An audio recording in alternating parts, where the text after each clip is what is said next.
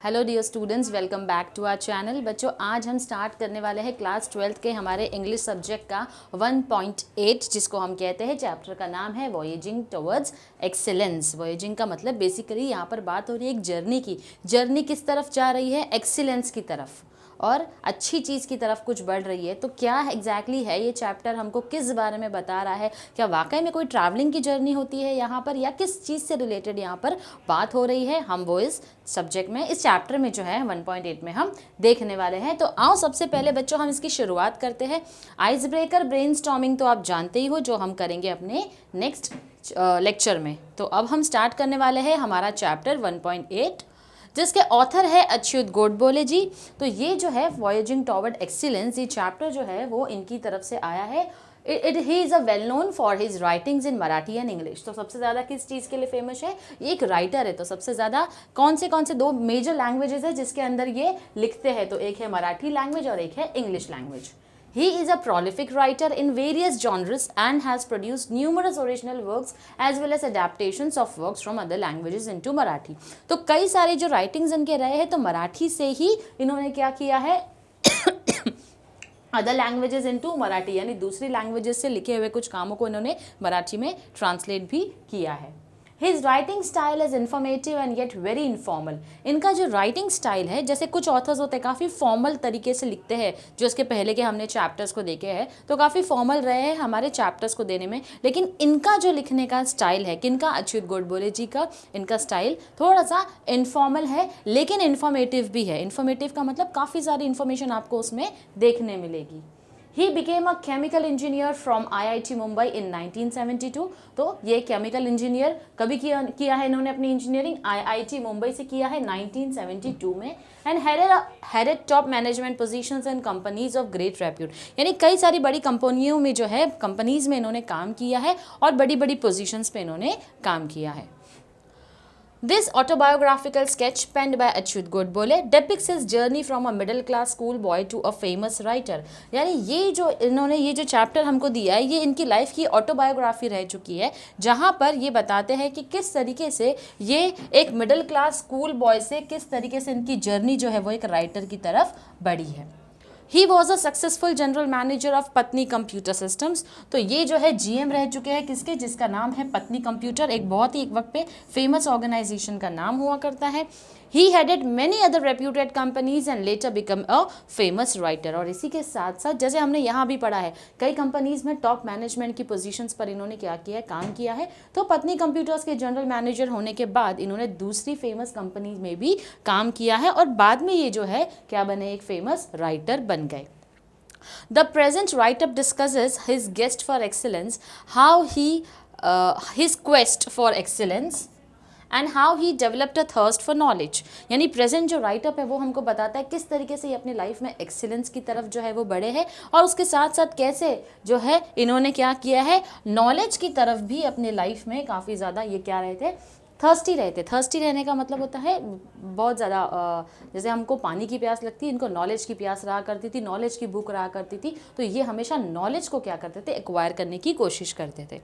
He discusses at length the ingredients, essentials of success and the ways to achieve it. तो ingredients और essentials का मतलब बच्चों यहाँ पर क्या होता है? जैसे खाना बनाने के लिए हमको रेसिपी की ज़रूरत होती है, राइट? फॉर एग्जांपल हम अगर ले लें कि हमको चाय बनाना है, तो हमको क्या इंग्रेडिएंट लगेगा? हमको पानी की ज़रूरत है, हमको टी लीव्स की ज़रूरत है, हमको अपना शुगर की ज़रूरत है, अगर आपको अदरक चाहिए, अगर आपको सिनेमन चाहिए, तो ये सारे अलग अलग इंग्रेडिएंट्स होते हैं। दूध की ज़रूरत है, ये सब मिलाकर ही आपकी चाय बनती है, राइट? तो ये इंग्रेडिएंट्स है। तो इसी तरीके से इनका कहना है कि सक्सेस को पाने के लिए ऐसे क्या इंग्रेडिएंट्स होते हैं जिनकी ज़रूरत है और किस तरीके से सक्सेस को अचीव किया जा सकता है। तो ये बेसिकली इस ऑटोबायोग्राफी का एक छोटा सा हिस्सा है जो हमने इनके इंट्रोडक्शन पार्ट में देखा है। अब हम आगे बढ़ेंगे हमारे इस चैप्टर के start. Voyaging towards excellence. I had a very simple upbringing, यानी वो बोल रहे हैं अपनी अपब्रिंगिंग के बारे में, किस तरीके से मैं पला बड़ा हूँ। तो बहुत ही सिंपल रहा है। We were a lower middle class family, यानी कि लोअर मिडिल क्लास फैमिली को बिलोंग करते हैं। इनका जो घर है वो 300 स्क्वायर फीट रहा है। Did not even have basic amenities. बच्चों याद रखना, नॉट नॉट यानी कि इनके घर में बेसिक अमेनिटीज़ जो है, फैसिलिटीज़ जो है, जो आज हमारे घर में बेसिक चीज़ें हमको मिल जाती है लेकिन इनके पास अवेलेबल नहीं थी। बेसिक अमेनिटीज़ में वो क्या बोल रहे हैं, जैसे कि पंखा हो गया, रेफ्रिजरेटर हो गया, गीज़र हो गया, डाइनिंग टेबल हो गया, गैस स्टोव हो गया, leave alone an air conditioner और अ कार। और इसी के साथ साथ ना तो एसी था और ना ही कार था। तो वो तो लग्जूरियस प्रोडक्ट्स हो गए, लेकिन ये जो बेसिक अम्यूनिटीज़ थी ये भी इनके पास अवेलेबल नहीं थी। It was only when I entered the college that I got a watch and we got a dining table and a gas stove at home.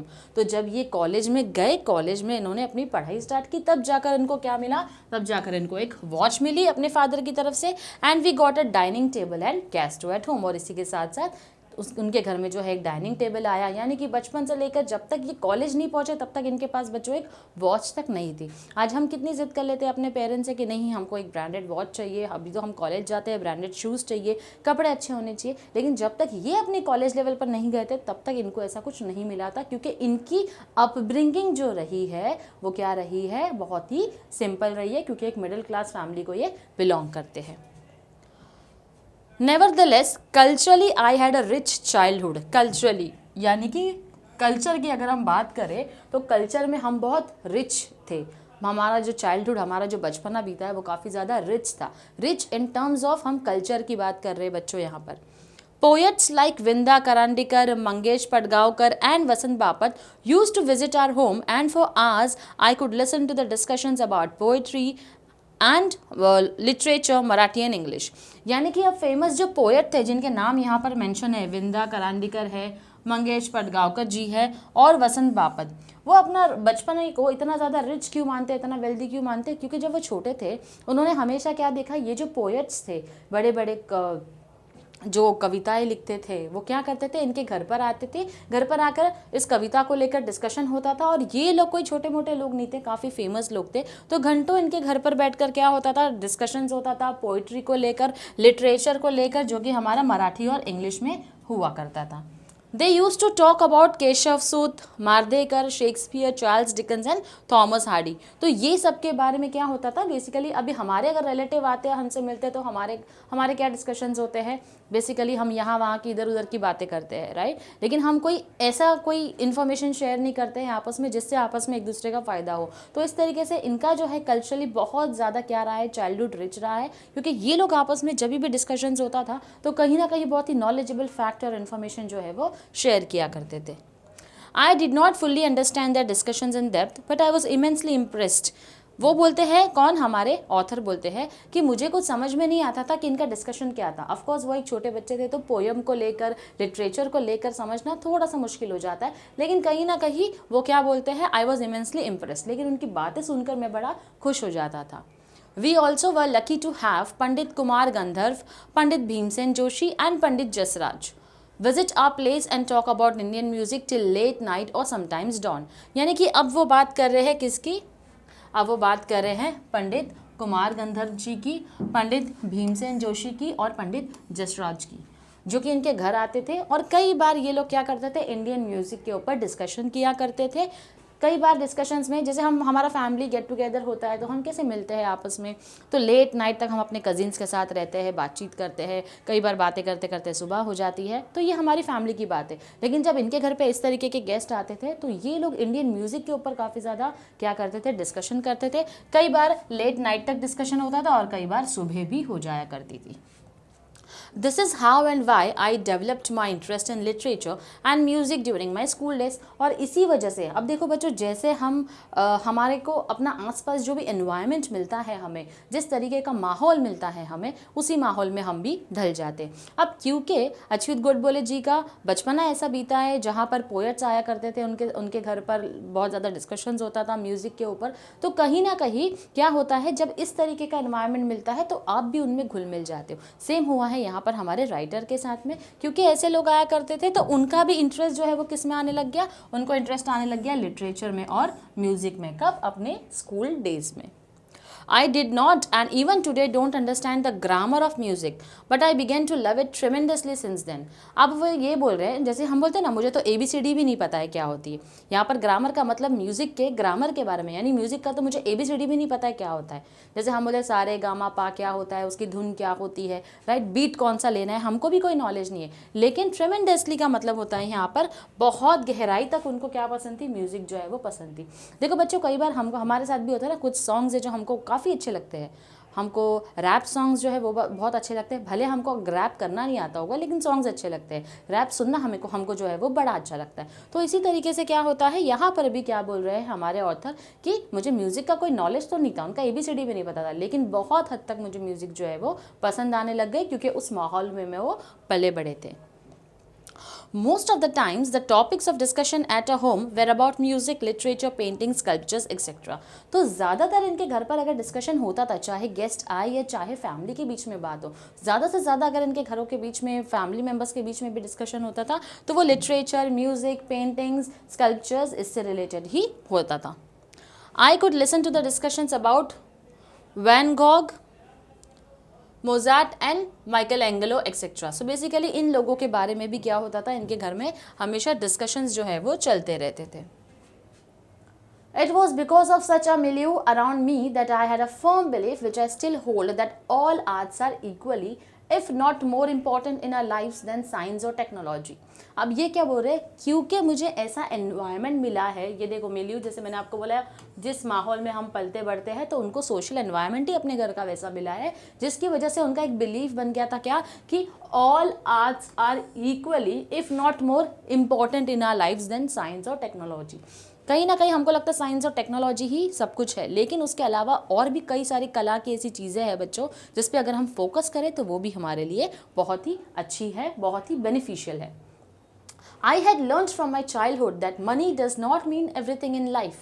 It is necessary, but if at all there is something which enriches our lives and puts meaning to our existence, it is the art, music and literature.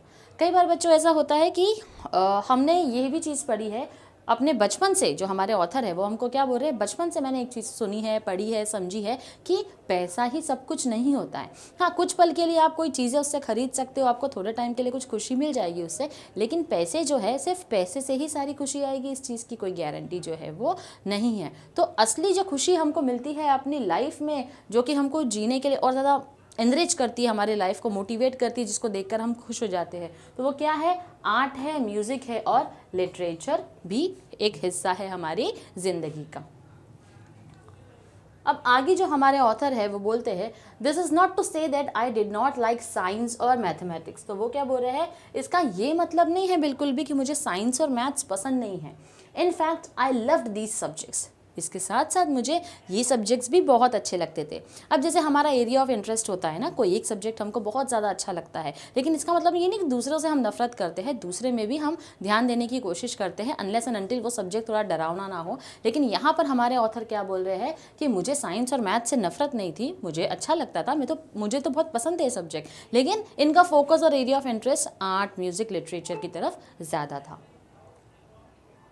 I used to study these subjects, or any subject for that matter, for its inherent beauty. Okay. However, I did not study them only for scoring maximum marks in the examination. यानी मैं उनको इसलिए भी नहीं पढ़ता था कि मैं क्या करूँ, मैक्सिमम मार्क्स जो है वो क्या कर सकूँ, उसमें स्कोर जो है वो कर सकूँ। I used to study these subjects, or any subject for that matter, for its inherent beauty. यानी कि मैं कोई भी सब्जेक्ट को इसलिए पढ़ता था ताकि उससे जो भी प्रैक्टिकल नॉलेज मुझे मिले मैं अपनी लाइफ में इम्प्लीमेंट कर सकूँ। फॉर एग्जांपल जैसे मैथ्स प्रैक्टिकली हमको काफ़ी चीज़ें सिखाता है, राइट, साइंस भी हमको प्रैक्टिकली बहुत सारी चीज़ें सिखाता है, तो वो इन सब्जेक्ट्स को इसलिए पढ़ा करते थे ताकि लाइफ में वो क्या कर सकते, इस क्वालिटी को अपनी लाइफ में इम्प्लीमेंट कर सके। I found Newton's law of motion beautiful and Pythagorean theorem elegant. यानी कि वो क्या बोल रहे हैं, मुझे अब जैसे साइंस में और मैथ्स में इन्होंने एग्जांपल दिया है कि न्यूटन का लॉ ऑफ मोशन जो है वो भी मुझे बहुत पसंद था, उसी के साथ साथ पाइथागोरियन थ्योरम जो है वो भी मुझे क्या लगता था, बहुत ही अच्छा लगता था। I love solving problems of physics and mathematics of 9th standard when I was in 7th. Not to show off, but just because I used to get involved in solving them. अब वो बोलता है जब मैं 9th standard में था, जब मैं 7th स्टैंडर्ड में था तो मैं क्या किया करता था, मैं 9th स्टैंडर्ड का फिजिक्स और मैथ्स जो है उसके प्रॉब्लम्स को सॉल्व किया करता था. अब मैं वो इसलिए सॉल्व नहीं करता था कि मुझे कोई शो ऑफ करना था, मैं इसलिए आपको ये नहीं बता रहा हूँ, लेकिन मैं बता रहा हूँ कि मुझे कितना इंटरेस्ट था, मुझे कितना मज़ा आता था उन प्रॉब्लम्स को सॉल्व करने में. I used to love problem solving and used to enjoy finding out the most elegant method of solving them. तो वो बोल रहे हैं हमारे ऑथर कि मैं इसलिए प्रॉब्लम नहीं सॉल्व करता था कि मुझे कोई शो ऑफ करना है, लेकिन मुझे मैथ्स के, साइंस के, फिजिक्स के प्रॉब्लम जो है वो सॉल्व करके एक अलग ही सेटिस्फैक्शन मिलता था कि जब मैं उनको सॉल्व कर लेता था और अलग अलग तरीके से कैसे एक प्रॉब्लम को सॉल्व किया जाए वो उस प्रॉब्लम की तरफ क्या करते थे, एक अलग नज़रिए से देखते.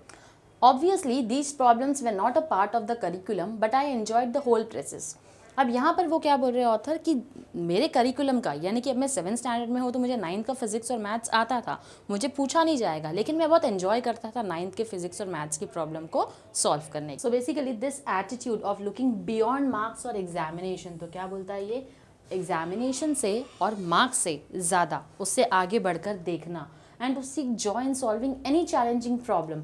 और मुझे खुशी मिलती थी, जैसे कुछ बच्चे होते हैं जिनको मैथ्स में या साइंस में अगर इंटरेस्ट होता है तो उनको मैथ्स के प्रॉब्लम सॉल्व करके बड़ी अलग से ही खुशी मिलती है. तो जितने चैलेंजिंग उनके सामने मैथ्स के आप प्रॉब्लम्स देते जाओ वो और खुशी खुशी उसको सॉल्व करते हैं. तो हमारे ऑथर क्या बोल रहे हैं कि मुझे बहुत ही चैलेंजिंग प्रॉब्लम्स मिलती थी तो बड़ा ही मज़ा आता था उनको सॉल्व करने में. इससे क्या होता था, मेरे अंदर एक एटीट्यूड डेवलप हो गया जिसको बोलते हैं प्रॉब्लम सॉल्विंग एटीट्यूड, जो आज हमारे इस रियल वर्ल्ड में, कॉर्पोरेट वर्ल्ड में अगर हमको जॉब पर लगना है, अच्छा सा बिजनेस करना है हमको, तो ये प्रॉब्लम सॉल्विंग एटीट्यूड जो है वो हमारे अंदर होना चाहिए. तो जैसे जैसे मैंने ये प्रॉब्लम सॉल्व करने का काम किया, चैलेंजिंग प्रॉब्लम्स को लेना शुरू कर दिया, अपने आप मुझे क्या मिल गया, प्रॉब्लम सॉल्विंग एटीट्यूड मेरे अंदर डेवलप हो गया. Which came handy when I appeared for my IIT entrance JEE, यानी जब उन्होंने GE के लिए अप्लाई किया था, IIT की एंट्रेंस एग्जाम थी, तो अपने आप उनके अंदर ये प्रॉब्लम सॉल्विंग जो है वो उनके साथ में ही आ गया था. Because this exam is completely based on your problem solving ability. अब क्योंकि ये जो एग्ज़ाम है आपका फर्स्ट रैंक आया, सेकंड रैंक आया, आप कितने पीछे हो कितने आगे, उससे लेना देना नहीं है. आपको प्रॉब्लम कितने अच्छी तरीके से सॉल्व करना आता है उस एबिलिटी के ऊपर है, और ability to think not only logically but quickly and rapidly. और इसी के साथ साथ कौन सी एबिलिटी होनी चाहिए आपके अंदर, लॉजिकली और रैपिडली आप कितना क्विकली किसी चीज़ को सोच सकते हो, उसके बेसिस पर आपका प्रॉब्लम सॉल्विंग एटीट्यूड डेवलप होता है, जो इस IIT एंट्रेंस एग्जाम के लिए, GE एग्जाम्स के लिए ज़रूरी है. Next, he is saying that I scored 100% marks in mathematics in almost all the examinations that I appeared for from my first standard until IIT. तो यहाँ पर क्या बोल रहा है वो कि मैं हमेशा मैथ्स में कितना स्कोर करता था, 100% मार्क्स जो है, जैसे कि 100 मार्क्स का पेपर है तो फुल 100 मुझे मिलता था. तो मैथ्स में हमेशा मैंने 100% सिक्योर किया है, और सारे ही एग्जामिनेशन में कभी तक फर्स्ट स्टैंडर्ड से लेके IIT तक, bearing only a few times, bearing का मतलब होता है except for a few times, क्या हुआ है, उन्होंने IIT में आने तक हमेशा ही 100% सिक्योर किया है. I stood 16th in the SSC board, यानी 16th नंबर पे आए थे वो कब, SSC बोर्ड की एग्जामिनेशन में. At that time, this examination was for the whole of Maharashtra, including Nagpur. कब, जब नागपुर भी इंक्लूड था महाराष्ट्र के अंदर, ऑफ कोर्स आज भी इंक्लूड है. तो यानी कि ये कौन से नंबर पे थे, SSC में रैंक लाने के लिए 16 पोजीशन पर थे. And I stood first in the university in all the subjects, और यूनिवर्सिटी में जब इन्होंने एडमिशन लिया तो इनका फर्स्ट रैंक आया था सारे सब्जेक्ट्स में पुट टुगेदर, यानी सारे सब्जेक्ट्स मिलाकर उनका जो है वो फर्स्ट रैंक आया था. Those days, you could get an admission into IIT without the entrance test if you had secured the first rank in the university. अब ये तब की बात कर रहे हैं, अगर उस वक्त आपका फर्स्ट रैंक आया है यूनिवर्सिटी में तो क्या होता था, you could get an admission into IIT without the entrance test. यानी कि आपको पहले GE जो है टेस्ट एंट्रेंस एग्जाम जो है IIT में देने की ज़रूरत नहीं थी, अगर यूनिवर्सिटी ने आपने फर्स्ट रैंक जो है वो सिक्योर कर लिया. Therefore, I did not have to appear for the entrance test to get the admissions into IIT, but nobody in Solapur told me about it. इसीलिए वो क्या बोलते हैं, I did not have to appear for the entrance test. इसीलिए मुझे entrance test के लिए appear करने की ज़रूरत नहीं थी to get the admission into IIT. IIT में एडमिशन लेने के लिए मुझे एंट्रेंस टेस्ट की ज़रूरत थी ही नहीं, लेकिन सोलापुर में मुझे ये बात किसी ने नहीं बताई. For I doubt if anybody in Solapur even knew about this rule, क्योंकि उन्हें ये डाउट है कि शायद ही किसी को पता होगा सोलापुर में इस रूल के बारे में कि ऐसा भी कोई रूल है, अगर यूनिवर्सिटी में फर्स्ट रैंक आता है तो आपको IIT एंट्रेंस देने की ज़रूरत नहीं है। Therefore, I appeared for the entrance examination and I secured a very good rank in the same. और इसीलिए उन्होंने क्या किया, अब क्योंकि उनको नॉलेज ही नहीं था, फर्स्ट रैंक आया था और IIT एंट्रेंस की ज़रूरत नहीं थी, लेकिन ये बात किसी को भी नहीं पता थी और उनको भी नहीं पता थी, तो उन्होंने क्या किया एंट्रेंस एग्जाम के लिए अपीयर कर दिया, और अपीयर करने के बाद भी उनका काफ़ी अच्छा रैंक आया है उस एग्जामिनेशन में। I was quite happy getting into IIT, but my joy was short lived. यानी कि मैं बहुत खुश था कि मुझे IIT में एडमिशन मिल रहा है, लेकिन मेरी खुशी जो है वो कुछ पल की थी। At Solapur, I had not seen any building which was more than 3-storied. Mumbai, however, was full of skyscrapers. तो यहाँ पर वो क्या बोलते हैं, सोलापुर में मैंने क्या नहीं देखा है, किसी भी बिल्डिंग को 3 माले से ज़्यादा देखा नहीं है, लेकिन जब मुंबई की बात आती है तो मुंबई में तो ये बड़े बड़े टावर्स है, स्काई स्क्रेपर्स जो है वो बने हुए हैं। At IIT, most of the students and professors used to converse in English, whereas my English was very poor. अब वो बोलते हैं जब मैं IIT में आ गया तो बहुत से बच्चे, बहुत से स्टूडेंट्स थे, क्या करते थे, वो सिर्फ इंग्लिश लैंग्वेज में कॉन्वर्जेशन, कॉन्वर्स का मतलब होता है कॉन्वर्जेशन या बातचीत जो करते थे वो इंग्लिश में ही करते थे, और हालांकि मेरी जो इंग्लिश थी वो बहुत ही क्या थी, वीक थी। I had my entire education in Marathi. अब इसलिए वीक थी क्योंकि वो मराठी बैकग्राउंड को बिलोंग करते थे, उन्होंने हमेशा मराठी लैंग्वेज से ही अपनी स्टडीज़ को कंप्लीट किया है, उसी लैंग्वेज को प्रेफरेंस भी दिया है, तो वो क्या थे, इंग्लिश में थोड़े से पुअर थे, लेकिन अपनी स्टडीज़ जो है उन्होंने अच्छी खासी कंप्लीट की थी, प्लस रैंक भी लेकर आए थे। दो वो मराठी लैंग्वेज से पढ़कर आए थे, लेकिन बावजूद इसके उनके टैलेंट में किसी तरीके की कोई कमी नहीं थी। My spoken English was quite pathetic, यानी कि वो बोलते हैं कि मेरी जो इंग्लिश, जो मैं बोलता हूँ, जो मैं बात करता हूँ इंग्लिश में, वो काफ़ी बेकार है, मतलब कभी किसी को ज़्यादा अच्छे से समझ में नहीं आएगी क्योंकि मैं अच्छे से इंग्लिश नहीं बोल सकता हूँ।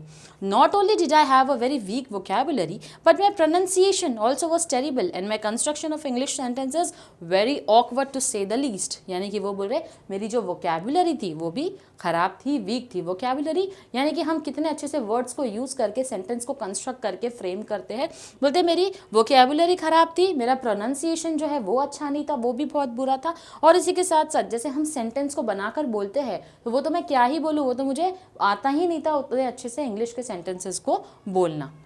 Due to all this, I was feeling quite lonely and terrified in Mumbai in general and IIT in particular. तो बोलते हैं अब इस वजह से क्या हो गया था, उनका कॉन्फिडेंस थोड़ा सा कम हो गया था, वो खुद को अकेला समझने लग गए थे, क्योंकि सब तो इंग्लिश में बात करते हैं, मैं अकेला ही हूँ जिसको इंग्लिश इतने अच्छे से नहीं आती है, जो इंग्लिश नहीं बोल पाता है, खुद को अकेला समझने लग गए थे। एंड टेरिफाइड, थोड़े से डर जाते हैं ना हम, जब हमारे सामने कोई थोड़े से स्ट्रॉन्ग लोग आते हैं तो हम भी थोड़े से उनसे डर जाते हैं, हम क्या सोचते हैं, अरे इसको इतना अच्छा आता है यार, मुझे तो नहीं अच्छा आता है बोलने के लिए, तो कहीं ना कहीं वो उस चीज़ से क्या हो गए थे, डर गए थे। I had developed an inferiority complex and wanted to run away from IIT and even Mumbai. Inferiority complex का मतलब होता है बच्चों, बेसिकली जब हमको कोई काम नहीं आता है और किसी और को अच्छे से आता है तो हम अपने आप को उसके कंपैरिजन में थोड़ा कम तर पर समझते, थोड़ा नीचा समझते हैं। ना कास्ट ना रिलीजन, किसी मामले में नहीं, बट हम हो सकता है नॉलेज के मामले में, या उसको कोई चीज़ बहुत अच्छी आती हो। अब यहाँ पर क्या हो रहा था, सारे बच्चे इंग्लिश में अच्छे से बात करते हैं, सब इंग्लिश में ही बोलते हैं, लेकिन मुझे इंग्लिश नहीं आती है, तो इससे क्या होगा, मुझे आपसे हमेशा एक इन्फीरियोरिटी, मैं हमेशा आपसे अपने आप को कम समझूंगी, तो ये होता है इन्फीरियोरिटी कॉम्प्लेक्स। तो हमारे ऑथर बोलते हैं कि मुझे इन्फीरियोरिटी कॉम्प्लेक्स हो गया था वहाँ रह रहकर, और मैंने सोचा था छोड़ दो IIT, भाग जाता हूँ मुंबई छोड़ के मैं यहाँ से। One day, I was sitting at my mess table in the hostel sipping tea when a senior guy came and sat on the chair adjacent to me. He was a convent-educated guy with fairly sophisticated English, at least spoken or colloquial English. So basically, एक दिन ये बैठे थे अपने mess में, तो वहाँ पर उसके एडजेसेंट में एक और लड़का आकर बैठा। लग तो रहा था कि वो अच्छा खासा कॉन्वेंट स्कूल से पढ़ा हुआ लड़का है, उसकी इंग्लिश भी बहुत ही सोफिस्टिकेटेड थी, तो वो वहाँ पर ना कि सिर्फ बोलने वाली, लिखने वाली भी मुझे लगता है काफ़ी अच्छी थी। He was a bit arrogant and wanted to pull my leg. अब ये जो लड़का था, इसे बड़ा घमंड था अपनी इंग्लिश के ऊपर, तो ये मेरी टांग खिंचाई करने वहाँ पर बैठा था। He tried to engage in some conversation with me and started pointing out errors in just about every sentence or everything that I said. After about 5 minutes, he walked away after insulting me. अब क्योंकि ये मेरी टांग खिंचाई करने आया था, तो इसने मुझसे बात जो है वो शुरू कर दी। अब इंग्लिश में मुझसे बात कर रहा है, डेफिनेटली इन्होंने तो पहले ही हमको बता दिया ना कि मेरी इंग्लिश अच्छी नहीं थी, हर एक सेंटेंस को बनाकर बोलने में भी काफ़ी ग्रामेटिकल एरर हुआ करते थे। तो वो बोलते हैं यहाँ पर क्योंकि मेरी इंग्लिश अच्छी नहीं थी तो ये लड़का जो है वो मेरी टांग खिंचाई करने आ गया, मुझसे इंग्लिश में बात कर रहा है, जब मैं जवाब देता हूँ तो मेरी सेंटेंसेस में गलती निकालता है, और आफ्टर एवरी 5 मिनट्स ये मेरी टांग खिंचाई करते जा रहा था, और फिर 5 मिनट के बाद वो मेरी इंसल्ट करते हुए वहाँ से चला गया। I felt extremely humiliated and upset. यहाँ पर उनको बहुत बुरा लग गया कि इतनी किसी ने मेरी बेइज्जती कर दी। तो हमें शर्म आने लग जाती है ना, जब इतने लोगों के सामने कोई हमारी हंसी मजाक उड़ा दे और हम कुछ नहीं कर पाए तो हमें शर्म आ जाती है, ह्यूमिलिएट फील होता है। तो उन्हें भी ऐसा लगा कि इसने तो मेरी सबके सामने बेइज्जती कर दी, और वो बहुत ही नाराज़ हो गए, अपसेट हो गए इस बात से। And it is I was feeling quite depressed and diffident and this incident was the last straw। और इसी की वजह से मैं थोड़ा सा डिप्रेस्ड फील करने लग गया, और इसी के साथ साथ मेरे अंदर से जो कॉन्फिडेंस है वो क्या हो गया था, कम हो गया था। I was almost broken। I felt out of place there and literally wanted to run away to Solapur that very moment। और उसी वक्त मुझे ऐसा लगा कि छोड़ो यार, सब कुछ छोड़ छाड़ के मैं यहाँ से भाग जाऊँ और अपने गाँव वापस सोलापुर जो है वो चले जाऊँ। However, it was only my self-esteem which stopped me। लेकिन अंदर कहीं ना कहीं दिल के कोने में एक कॉन्फिडेंस जो होता है ना, एक सेल्फ रिस्पेक्ट को लेकर होता है कि इसने सबके सामने मेरा मजाक तो बना दिया, लेकिन जो मेरी सेल्फ रिस्पेक्ट के ऊपर हार्म पहुंचाया है इसने, तो उसकी वजह से अब क्या होगा, उसकी वजह से उन्होंने सोचा कि अभी भी मैं रुका रहा हूँ। किस वजह से? अपनी सेल्फ रिस्पेक्ट की वजह से। Suddenly a feeling of determination and strength came over me and gripped me. और अचानक से इनके अंदर क्या हो गया, एक डिटर्मिनेशन, एक करेज, एक कॉन्फिडेंस आ गया कि नहीं, उसने मेरी बेइज्जती करके चला गया, मैंने बर्दाश्त कर लिया, लेकिन इसका मतलब ये थोड़ी कि मैं यहाँ से भाग जाऊँ, मैं कोई कावड़ थोड़ी हूँ, राइट। और मैं कैसे पीठ दिखाकर भाग सकता हूँ यहाँ से। Despite hailing from Solapur, if I could be a rank holder in the school, college and IIT with many awards in mathematics, there must be something right with me। तो अब वो बोलते हैं, अंदर ही अंदर अपने मन में सोच रहे हैं, करेज लेकर आ रहे हैं, डिटर्मिनेशन लेकर आ रहे हैं, कॉन्फिडेंस लेकर आ रहे हैं, और अपने माइंड में क्या सोचते हैं कि मैं वो इंसान हूँ जिसका स्कूल में हमेशा अच्छा मार्क्स आया है, जो यूनिवर्सिटी लेवल पर रैंक लेकर आया है, और आईआईटी एंट्रेंस क्रैक करके आया है, किसी की दया पर नहीं आया है यहाँ पर। तो मेरे में कुछ तो बात होगी जो मैं यहाँ तक पहुँचा हूँ, तो कैसे मैं इतनी जल्दी हार मान लूँ। कई सारे उनको अवार्ड्स मिले हैं मैथमेटिक्स में, तो यानी मुझ में कुछ तो बात होगी। Why should I give up, मैं क्यों गिव अप करूँ इस चीज़ की वजह से। And that too for a silly and small thing like English, और वो भी एक ऐसी भाषा के लिए, इंग्लिश के लिए मैं गिव अप कर दूँ, नहीं, ये तो बड़ी ही बुरी बात है। I was not to give up any more and I was determined to fight back. और तभी इन्होंने क्या किया, हमारे ऑथर ने सोच लिया कि नहीं, मैं गिव अप नहीं करने वाला हूँ, मैं फाइट बैक करूँगा, मैं रिटेलिएट करूँगा। मतलब सीरियसली जाकर किसी को मारना नहीं, लेकिन जो उनकी सेल्फ रिस्पेक्ट पर बात आ गई थी तो कहीं ना कहीं उसका जवाब देना। As I climbed the stairs of my hostel room, my plan was ready in my mind। यानी कि जैसे अब वो सोचते हुए ये सारी बातों को सीढ़ी चढ़ रहे थे अपने हॉस्टल की, तो अपने माइंड में सारा प्लान उन्होंने बना लिया था। Normally, most of us who are educated in vernacular languages such as Marathi think in Marathi before speaking in English, translate it in English and then somehow try to speak out these translated English sentences in an extremely awkward fashion। अब वो बता रहे हैं जिन बच्चों की English weak होती है, तो यहाँ पर हमारे ऑथर हमको एक बहुत अच्छी बात बता रहे हैं बच्चों। क्या बता रहे हैं? जैसे कि बहुत से बच्चे जो वर्नैक्युलर लैंग्वेजेस पढ़े होते हैं, वर्नैक्युलर लैंग्वेज जैसे कि आपने अगर मराठी से पढ़ा हो, हिंदी से पढ़ा हो, उर्दू मीडियम से पढ़ा हो, राइट, गुजराती मीडियम से पढ़ा हो, तो ये अलग अलग मीडियम से हमारी वर्नैक्युलर लैंग्वेजेस है। अगर हम इसमें पढ़ते हैं तो कई बार क्या होता है, जब हमको इंग्लिश में बात करना होता है तो पहले हम अपनी ही मदर टंग में, जिस लैंग्वेज में हम ज़्यादा कंफर्टेबल है बात करते हैं, तो हम अपने माइंड में पहले उस लैंग्वेज में, यानी कि समझ लो यहाँ पर वो बोल रहे हैं कि ये वर्नैक्युलर से थे, ये मराठी मीडियम से थे, पहले कोई सेंटेंस अगर इनको किसी से बात करनी होगी तो पहले उसको मराठी में अपने माइंड में रखेंगे, फिर अपने ही माइंड में उसको इंग्लिश में ट्रांसलेट करेंगे, और फिर जब सामने वाले के सामने वो बात रखते हैं तब जाकर वो लैंग्वेज जो है बड़े ही ऑकवर्ड फैशन में निकलती है, राइट। अब सारी लैंग्वेजेस अलग है बच्चों, उनके ग्रामेटिकल रूल्स अलग होते हैं, इनके प्रोनाउंसिएशन जो होते हैं वो अलग होते हैं, राइट। तो यही उन्होंने बताया है। अगेन मैं रिपीट कर रही हूँ, पहले जो हम वर्नैक्युलर लैंग्वेज सीखते हैं, हम अपने माइंड में उसी लैंग्वेज में सेंटेंस फ्रेम करते हैं कि हमको सामने वाले को क्या बोलना है। अब उस सेंटेंस को हम क्या करेंगे, अपने ही माइंड में इंग्लिश में ट्रांसलेट करते हैं। जब हमने इंग्लिश में उसको बना दिया अपने मन के अंदर, फिर सामने वाले के सामने उस इंग्लिश में हम क्या करते हैं, बड़े ही ऑकवर्ड फैशन में उस सेंटेंस को बोल देते हैं, जिससे वो सेंटेंस जब हम सुनते हैं तो ग्रामेटिकली बहुत ही इनकरेक्ट साउंड होता है। I had decided that I would do nothing of this sort. I wanted to achieve excellence. यानी कि ये क्या बोलते हैं, मुझे ऐसा कुछ नहीं करना है, मुझे तो एक्सीलेंस चाहिए. एक्सीलेंस मतलब मुझे तो सक्सेस चाहिए, तो मैं तो ये बिल्कुल भी नहीं करने वाला हूँ, तरीका नहीं अपनाने वाला हूँ.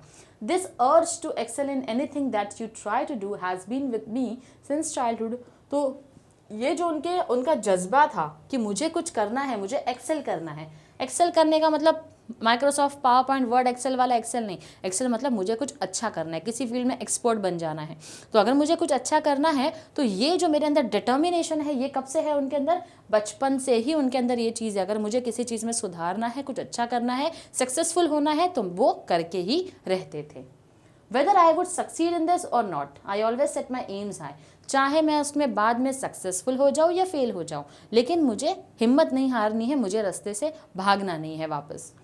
इन this case too I wanted to speak excellent, elegant and fluent English. तो इसीलिए वो क्या सोच रहे थे कि मुझे एक्सीलेंट, एलिगेंट और फ्लुएंट इंग्लिश जो है वो सीखना है.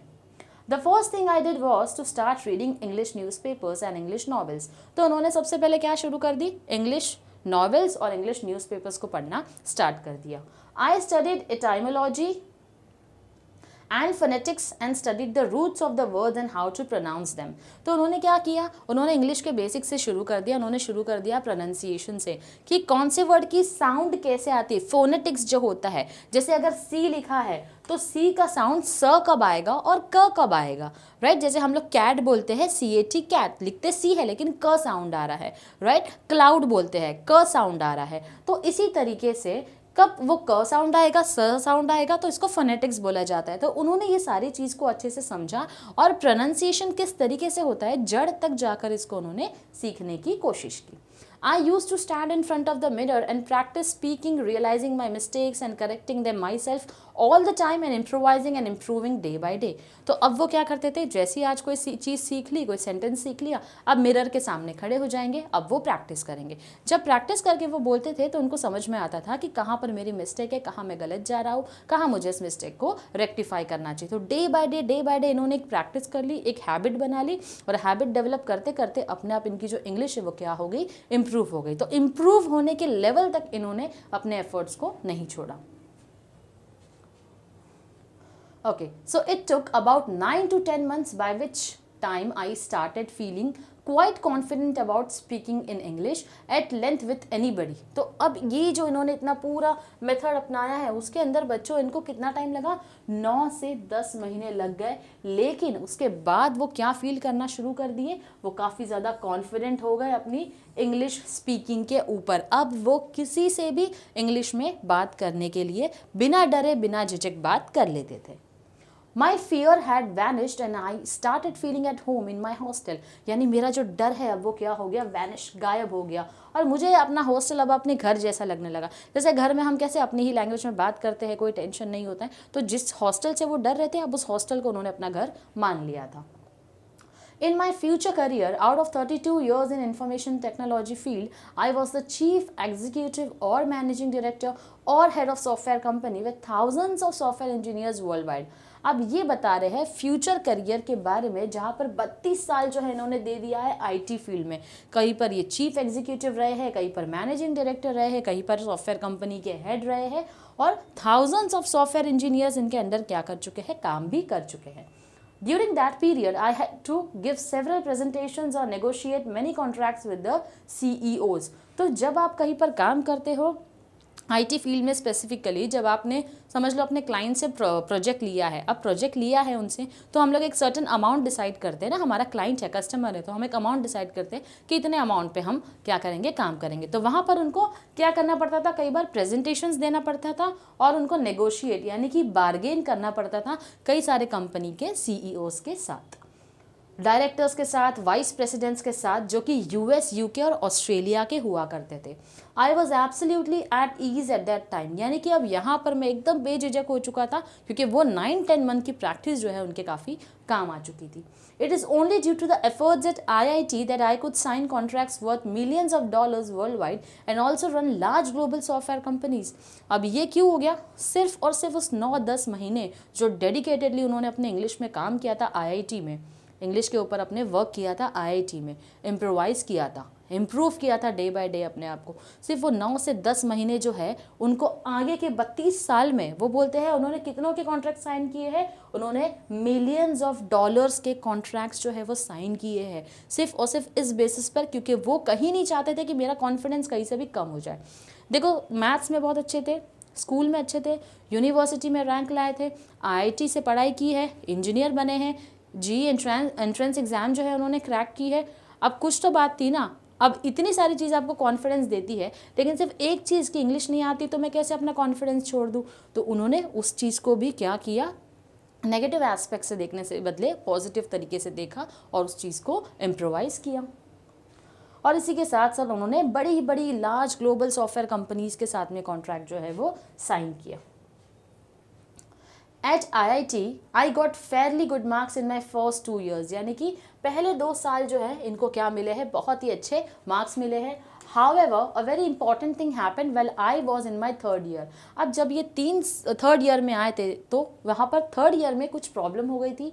I came in contact with about 15-20 extremely brilliant students, researchers, professors from IIT, TIFR and BARC.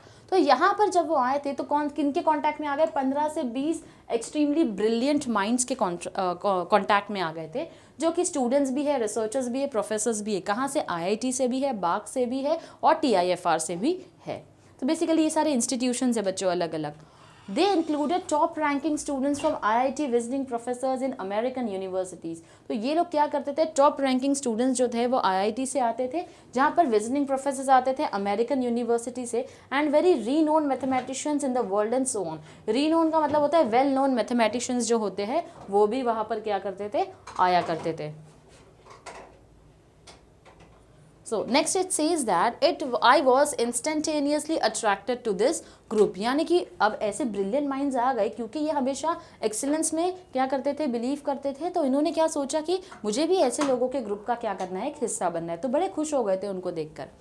This friendship had a lasting impact on my life. तो ये जो फ्रेंडशिप उन्होंने कर ली थी इतने ब्रिलियंट लोगों के साथ में, तो कहीं ना कहीं लाइफ लॉन्ग ये फ्रेंडशिप जो है वो उनके काम आई है। Until that time, I used to consider myself somewhat intelligent. However, after I met my friends in our group, I came to know what real brilliance meant and I realized where I stood. अब इनको लगता था अब तक मैं ही बहुत ज़्यादा brilliant mind हूँ, लगता था, कभी उनको उस चीज़ का प्राइड नहीं था, घमंड नहीं था, लेकिन इनको लगता था अब तक मैं बहुत ब्रिलियंट हूँ। लेकिन जब उन्होंने देखा कि लाइफ में और भी ब्रिलियंट लोग आते हैं तो कैसे एक्सीलेंस की तरफ बढ़ा जा सकता है, ये इन्होंने कब सीखा, जब वो ऐसे ब्रिलियंट माइंड से मिले थे। I was actually also very lucky that I came in contact with great people on the global scale early in my life. अब वो इस बात से खुश भी थे कि ऐसे लोगों से मिलना जो है बहुत ही बड़ी अपॉर्चुनिटी है मेरी लाइफ में, तो अपने आप को लकी बहुत मानते थे कि ऐसे लोगों से मुझे मिलने का मौका मिला।